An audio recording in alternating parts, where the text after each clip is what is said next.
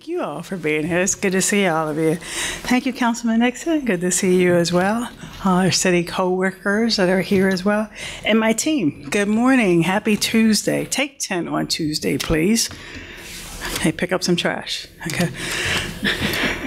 As your mayor, this is my sixth budget presented to our city residents and city council members. Excuse me. This is the fourth budget in a row that does not include a tax increase. In fact, I'm very proud to report that this is the first budget, at least in modern York history, that actually includes a tax decrease. That's correct. The budget proposes a property tax decrease. I'd like to thank my team of professionals, the entire city workforce, and everyone for their work and assistance in developing the budget that's being proposed. Our workforce is constantly asked to do more with less and to operate under very difficult circumstances. It is through that effort that we have been able to hold the line on taxes in years past and now make a modest down payment on the future of our city by offering reprieve to our taxpayers. You may recall in April at this year of our State of the City address, I proposed a total tax reduction target of 15% over the next 5 years. This is ambitious. Some may even say it's crazy, but I believe it is necessary. I've been in this seat before. You've heard this message before, even to my days prior to serving as mayor, but being responsible for a city department budget. It is a tale of two cities.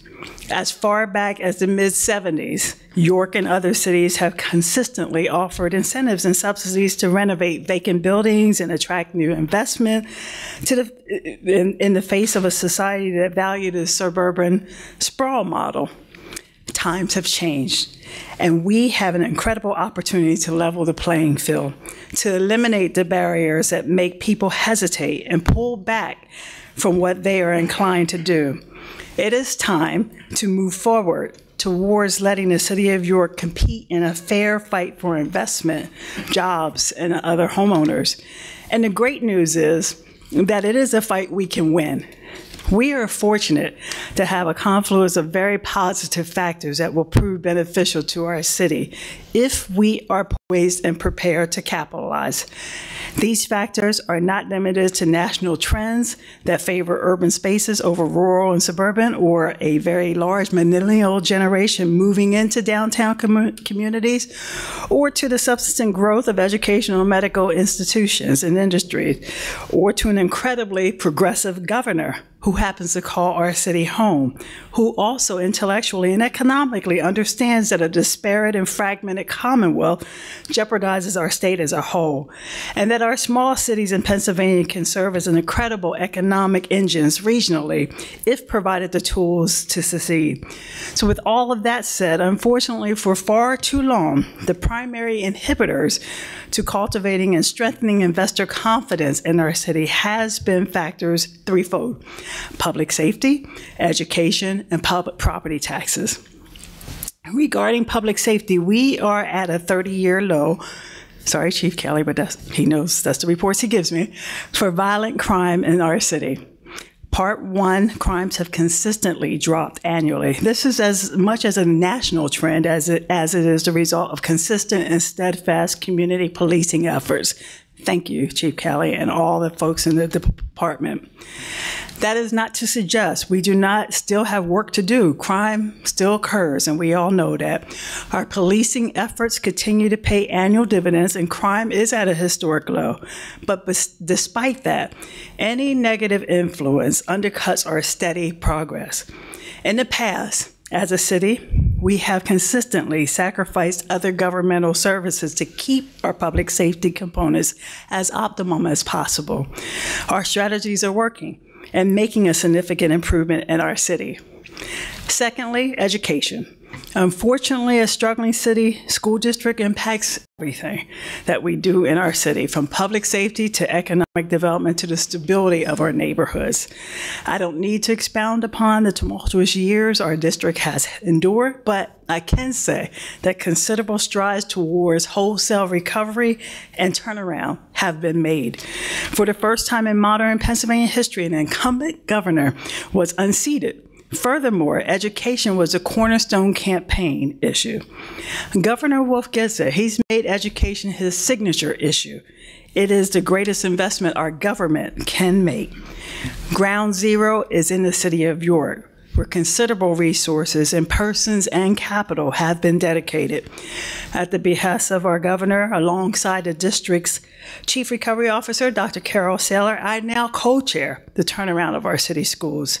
Superintendent Holmes and the school board are making and taking the necessary steps to academically and financially improve our district.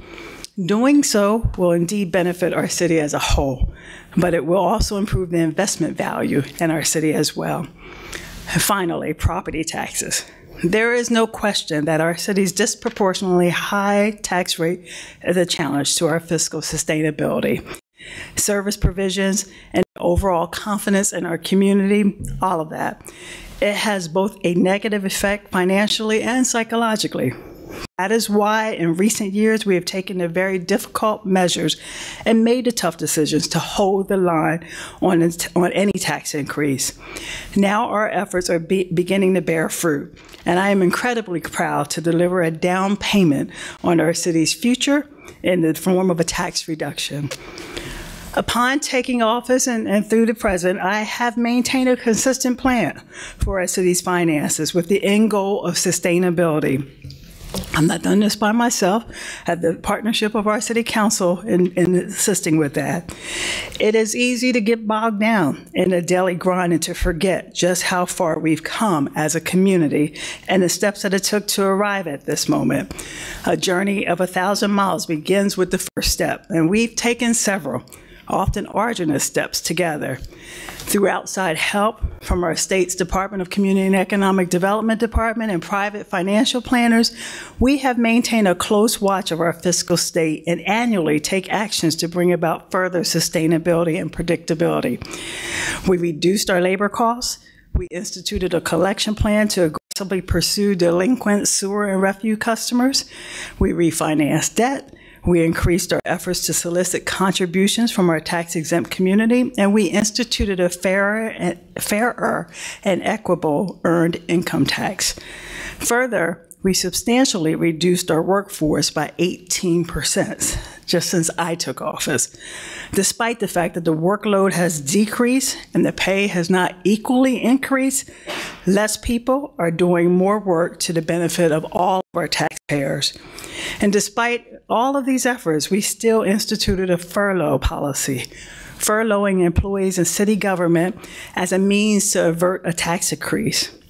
I wish to commend and thank genuinely and sincerely our entire city workforce for the incredible job they do, as well as to thank Councilman Nixon, thank you, sir, and Controller Lambert, who were early adopters to join the city workforce to endure the financial pinch of furlough days.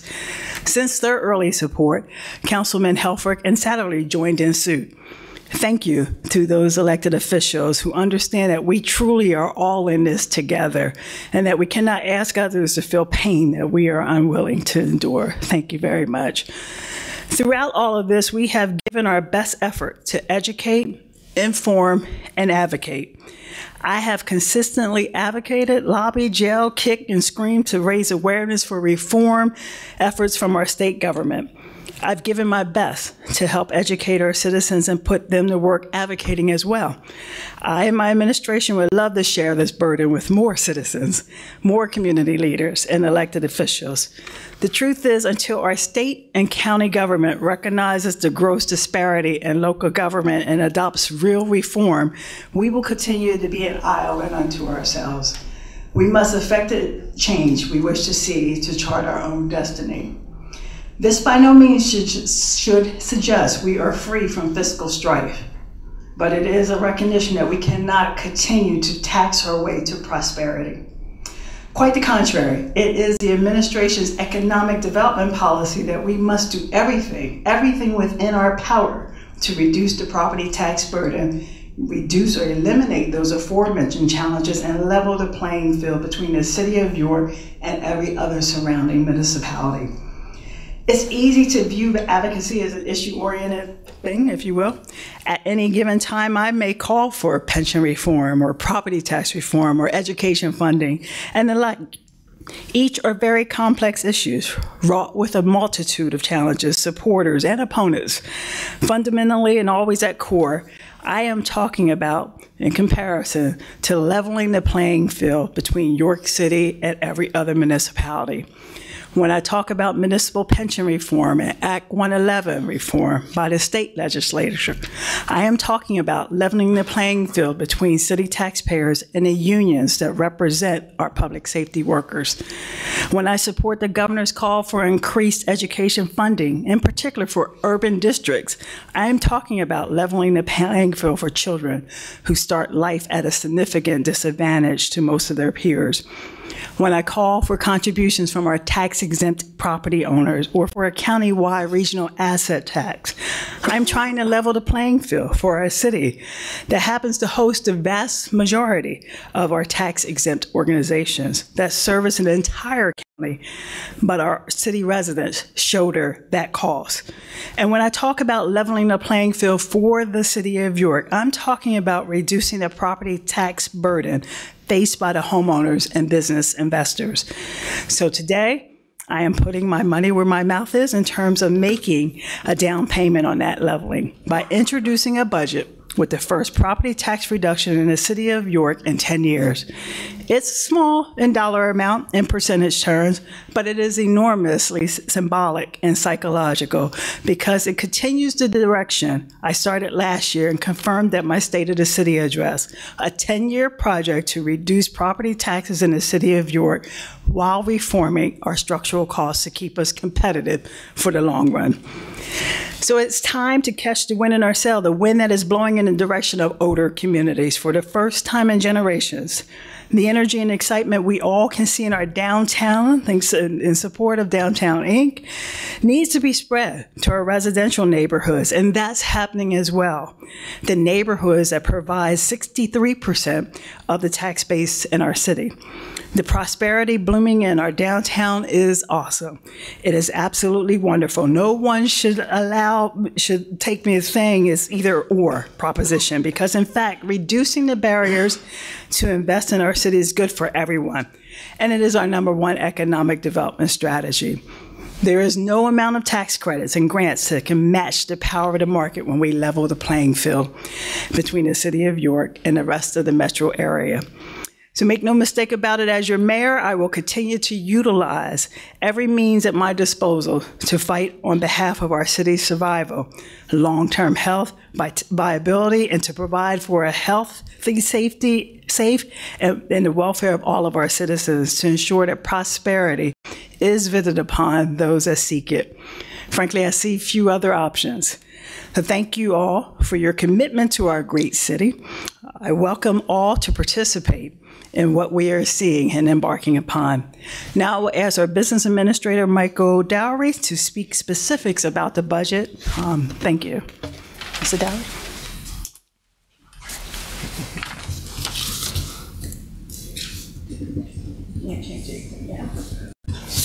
No, just making a mental note.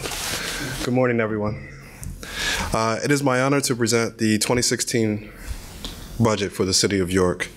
The proposed budget includes a 1% decrease in real estate taxes and does not include any layoffs or furloughs.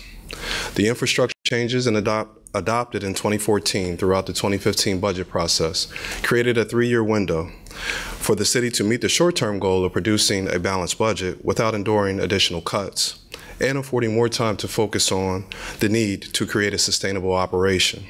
Unfortunately, it is not all good news. As the Chesapeake Bay Watershed Initiative continues, and the need for continued maintenance on the infrastructure of our sewer system, sewer rates must rise to meet the ever-increasing demands. Under the direction and guidance of the Sewer Authority, and with valuable input from the city's engineers firm, Buchard Horn, management drafted the first 5-year capital improvement plan. This plan calls for over $1 million of upgrades and repairs to the wastewater treatment plant in year 1, followed by comparable amounts over the next 5 years. In addition, 2 major construction projects will reduce stormwater inflow and infiltration into the sewer collection system. Despite going through great lengths to control operating costs at the wastewater treatment plant, coupled with realizing increasing revenue collections above historical rates, sewer rates must rise by 6%. City residents and businesses alike will pay an additional 50 cents per 1,000 gallons of water service. There is a buzz about York City. Dust is in the air as construction projects begin to revitalize our First Nations capital. Simultaneously, pockets of development are occurring throughout the city, from the Northwest Triangle to Continental Square, United Fiber and Data, the redesign of Thaxton Park, and the neighborhoods such as WeCo and Royal Square. York is poised for a renaissance. Through partnerships, creativity, and community involvement, the city has been able to make strides to build a sustainable local economy that has a positive impact on our residents in the forms of jobs created, improved housing stock, and an ever-increasing standard of living for city residents. The ability to leverage general funds enables the city to make indelible impacts across the community. 2015 had several large adjustments with varying degrees of impacts on future years. This includes the Fire Arbitration Award, a new financial management system, the transition of inspection duties from the fire department to PPZ, and the expiration of temporary relief of a 25% reduction in annual retirement, annual contribution requirements to the pension plan. Through it all, city employees banded together to provide a semblance of the same level of service while overcoming dwindling financial resources, furloughs, and other challenges associated with restructuring services vital to the city's operation. Through the fire, the city is in position to emerge with the financial means to pay down deficits, build adequate reserves to cover future anticipated and unanticipated events, while being able to share these savings with all citizens by means of a reduction in real estate taxes. Therefore, through this budget, Mayor Bracy is proposing a plan to set York on the right track towards financial recovery. The pattern has been to raise real estate taxes in order to raise revenue. However, in the long term, this further reduces the property values, stymies economic development, and further perpetuates the never-ending, vicious cycle of a city trying to tax its way out of a hole. Bucking this trend, the city is committed to the goal of reducing real estate taxes by 15% over the next 5 years, starting in 2016. The plan is to reduce the real estate tax millage by 1% in the first year, followed by 2% in year 2, 4%, and then 8% respectively, to total to 15%. The city has taken many proactive steps to improve its financial health and put in place the structure necessary for future economic and human capital growth. While the challenges are great, the city is fortunate to have a community of business leaders, a strong community foundation, and city leaders who see the incredible potential of the city if its financial challenges can be conquered. These disparate groups agree on the need to dramatically reduce, not just stabilize, the city's real estate taxes, both school district and municipal. Until this is done, the success of the core urban center will continue to be limited. Our efforts must remain focused on regionalizing as many services as possible while lobbying Harrisburg legislators for pension reform and relief from Act 111 arbitration proceedings. Notwithstanding the financial challenges that the city faces, citizens can be assured that we will continually look for ways to improvise, improve, and innovate. It is our vision that the city of York shall be a thriving urban community in which every person is welcome to be safe, successful, and happy.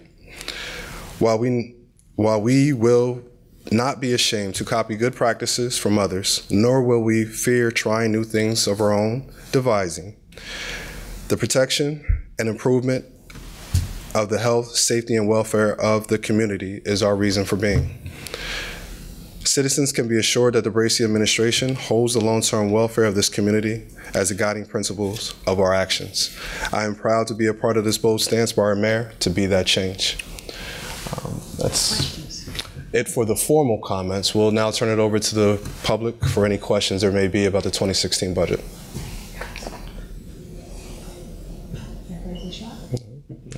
It's that simple, but all right. All right, I have a question.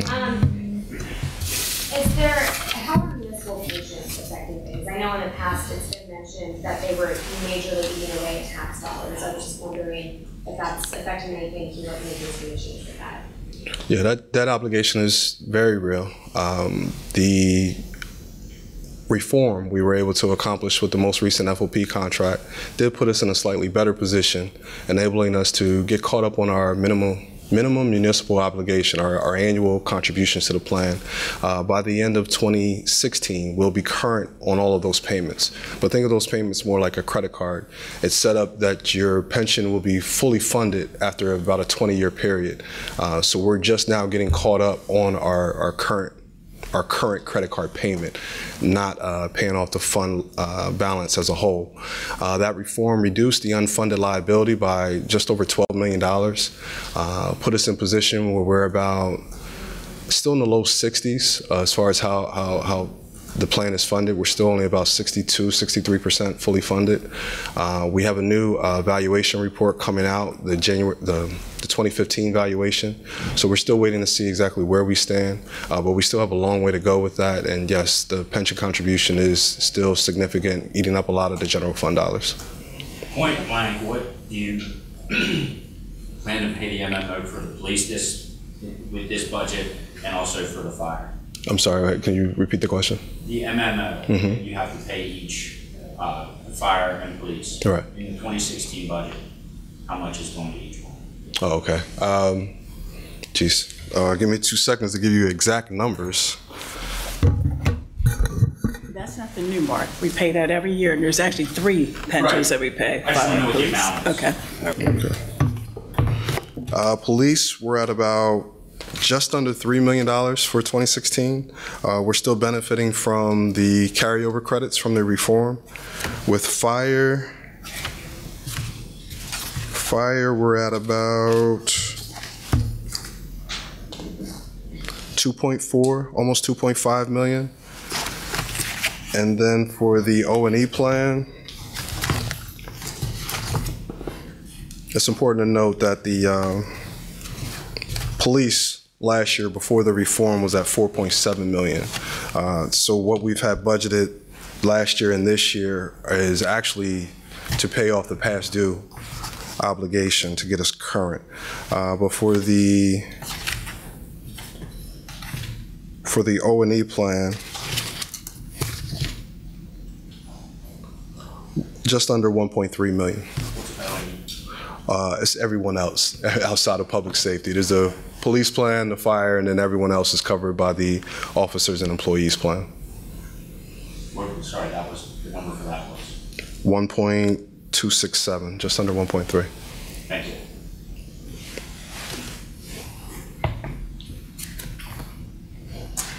How was a budget decrease able to be achieved? Budget decrease or the real estate tax? Sorry, real estate tax. We're still benefiting. What happened was when the cuts were made last year, pretty much none of that has been reinstated. So through that transition, there were some additional costs to cover the transition period. But now we've made it through the transition of 2015, so we're experiencing what that new structure is. The 36 or so positions that were eliminated through last year's budget, and then other reforms that were done at that time to close the budget gap. Then we're still experiencing the savings from those cuts. What exactly does 1% mean to the average taxpayer? Great question. Well, first thing to do is convert the 1% to what it means overall. We're only reducing 1% of the municipality's share. The county's millage stays the same, the school district millage stays the same. So our 1%, when you look at the overall picture, it's actually 0.4%. So you would take that 0.4%, or I guess the better way to look at it is to look at the total millage. Everything combined is about almost 5.5% of whatever your house may be worth. Let's say it's $100,000. 5.5% is what you've been paying in real estate taxes. So you're at about $5,500 for the year. Well, we're only reducing 0.4% from 5.5 down to still 5.4 and some change. So it's 0.4 of the 5.5, if that makes sense. So really not that much. Offhand, I can't give you an exact number, but it's not that much. But it is a down payment, and you've not heard that rhetoric before. You get this gentleman with all the numbers blowing our minds up here. But the bottom line is, this is something that the city of York has not experienced, and it's a down payment to going forward. When we start talking about 3%, 5%, it's coming. Which will happen in the next 5 years. Folks will definitely feel it and see it. But not having your taxes increase for the last 4 years makes a difference to this homeowner, and I'm sure to others that own homes in the city of York as well. So thank you. You're welcome. So the city's millage rate right now is 20.37 mils. No, it'd be 20.16. Yeah, you have something wrong there. The county's millage rates as of July. Okay. Right. So 1% of 20.37 is 0.2037. So It'll be 20.37 minus the 0.2 comes down to 20.16. Okay. No problem. I think it was going to be 19.37. No, that would have been a 5% reduction. 1/20th is 5%. So 1% of. Just kills us, right? 1% of 20.37. Okay. Any other questions? So just to recap what you said about the progressive decreases, you want to reduce the property tax rate by 2% next year, 4% the year after that, and then 8% the year after that. Correct. Okay. All based on the 2015 values. So. Okay. So it would be 2% down from 2015's. Correct. Okay. Otherwise, you'd be compounding it, so it'd be much more than 15. During the budget hearings, the three gentlemen behind you guys asked for things. How does this budget stand with those wish lists? Joe, go ahead. There have been adjustments made to each budget. The initial requests at the mayor's budget hearings about a month ago, there was about a $2 million gap between the request and expected revenues. So we had to make adjustments throughout to overcome that. But I guess, do we want to turn it over to them in particular to speak about their individuals? Or? No. Yeah, there's adjustments throughout, and it'll be discussed further through the council's budget hearings, if they have them. There were some things that stayed in, some things that didn't. As we indicated, the sewer capital plan is in place for the most part. So there's adjustments throughout the budget. So again, I thank my cabinet for their willingness to work with us. They see the bigger picture and know that as we go through the years, we'll be able to help. They're helping to right this ship as well. So thank you all very, very much. We do appreciate it. We thank you all for coming in this afternoon, this morning. Stay tuned. We present our budget to City Council this evening, and then they will go through their series of hopeful adoption. Thank you all.